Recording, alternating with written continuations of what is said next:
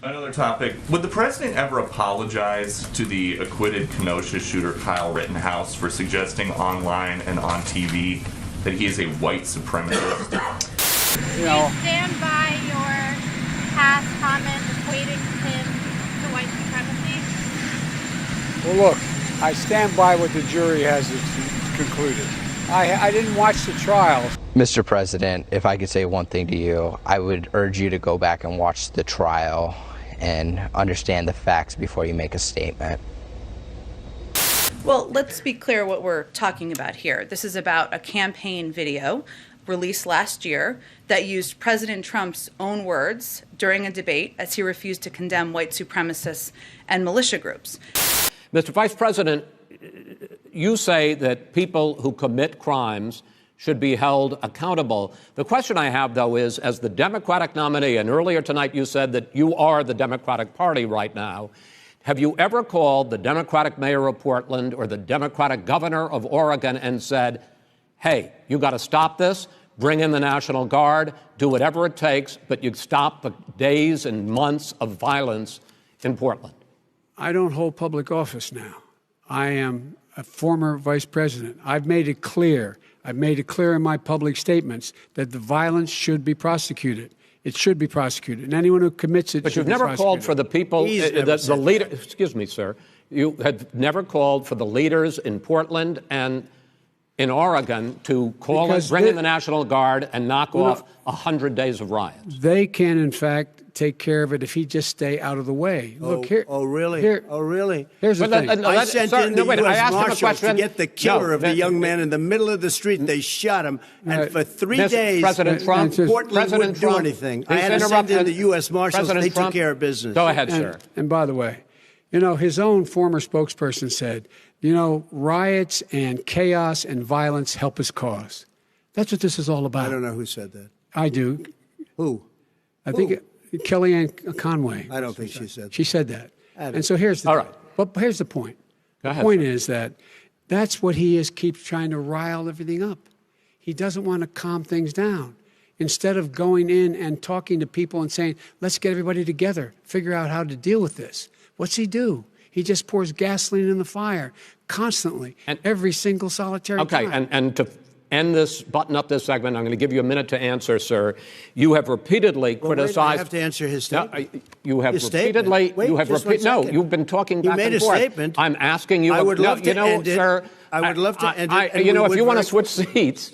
We could very quickly. We could do that, but I'd send in the National Guard, it would be over. There'd be no problem. Okay. But they don't want to accept the National Guard. You have repeatedly criticized the vice president for not specifically calling out Antifa and other left-wing extremist groups.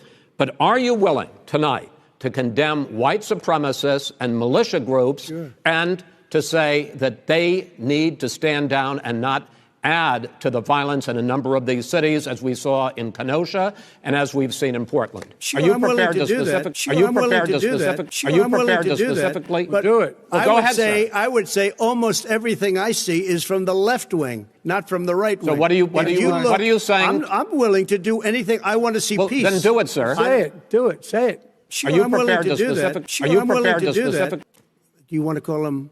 What do you want to call them? Give me a name. Give me a white name. Supremacists and who would white you like me to condemn? White supremacists and right Proud militia. Boys, stand back and stand by. But I'll tell you what.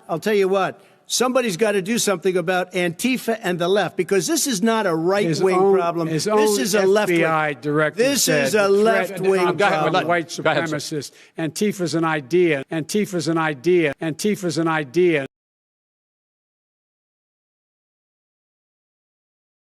Not an organization. Oh, you got it. Not militia. That's what his FBI director said. Well, then you know what? No, we're done, sir. We're moving on to the next. We're moving. When a bat hits you over the head, that's not an idea. Everybody in Antifa your is administration bad. tells you the truth has a bad idea. Can I tell you what? You have no ideas. Antifa is a dangerous, all right, radical gentlemen, group. we're now moving on to the Trump and Biden records.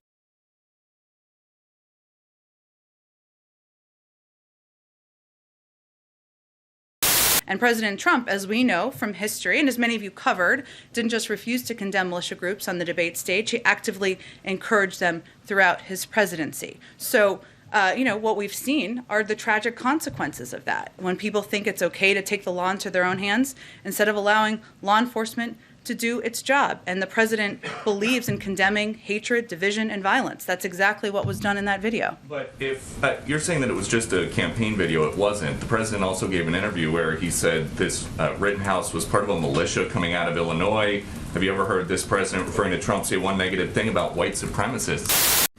Well, look, I don't know enough to know whether that 17-year-old kid exactly what he did, but allegedly he's part of a militia coming out of the state of Illinois. Once I am bailed out, John Pierce said I was in an unorganized militia, which is just blatantly false. I didn't know what a militia was. Wait, your lawyer said you were in a militia? John Pierce said that, and it's blatantly false.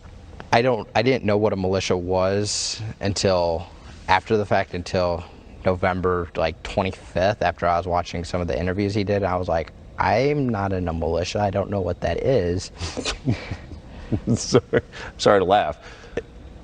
And I was like, what the heck? And I'm like, no wonder people are saying I'm in a militia. Have you ever heard this president say one negative thing about white supremacists? Have you ever heard it? That's the reason I got back in this race, because what happened in Charlottesville. People coming out of the woods carrying torches, their veins bulging. We condemn in the strongest possible terms this egregious display of hatred, bigotry, and violence.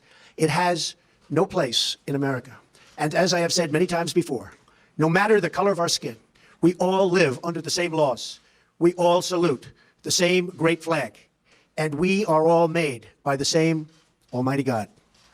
We must love each other, show affection for each other, and unite together in condemnation of hatred, bigotry, and violence. We must rediscover the bonds of love and loyalty that bring us together as Americans.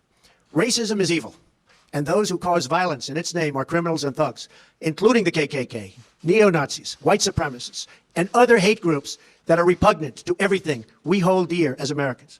We are a nation founded on the truth that all of us are created equal. We are equal in the eyes of our Creator. We are equal under the law, and we are equal under our Constitution. These are all things, none of this was proven in the trial. And Kyle Rittenhouse is saying that the president had actual malice in defaming his character. Is that what happened here? The president spoke to the verdict last week. He has obviously condemned the hatred and division and violence we've seen around the country by groups like the Proud Boys and groups that that individual has posed in photos with. But beyond that, I'll leave it to his comments around the verdict.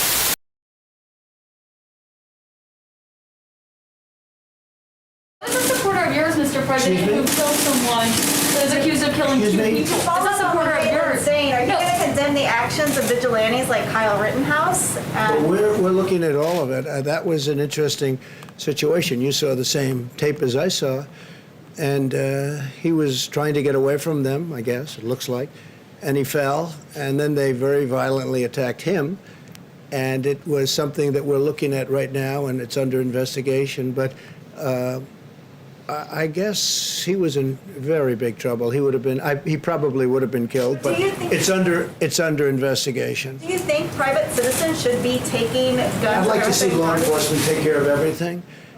I think everything should be taken care of law enforcement. But again, we have to give our cops back, our police back, their dignity, the respect. They're very talented people. They're strong. They're tough. They can do the job. But we've taken it away. We don't want to have. When somebody makes a mistake, he chokes, or in some cases you have bad cops, so we have to take care of that. In other cases, they choke. They have a quarter of a second to make a decision. And sometimes they make the wrong decision. If they make the wrong decision, if they make the wrong decision in the other direction, they're probably dead. I know you met with Kyle Rittenhouse. By the way, I have to say, Kyle, I got to know him a little bit. He called. He wanted to know if he could come over and say hello, because he was a fan, unlike the other guy. He came over with his mother. Really a nice young man, and what he went through, that was prosecutorial misconduct. He should not have had to suffer through a trial for that. He was going to be dead. If he didn't pull that trigger, that guy that put the gun to his head, in 1/4 of a second, he was going to pull the trigger. Kyle would have been dead. He's a really good young guy. He's 18 years old, just left Mar-a-Lago a little while ago, And he should never have been put through that. That was prosecutorial misconduct, and it's happening all over the United States right now with the Democrats. You got more questions, but I tell you, if you have a problem figuring out whether you're for me or Trump, then you ain't black, and you ain't black, and you ain't black.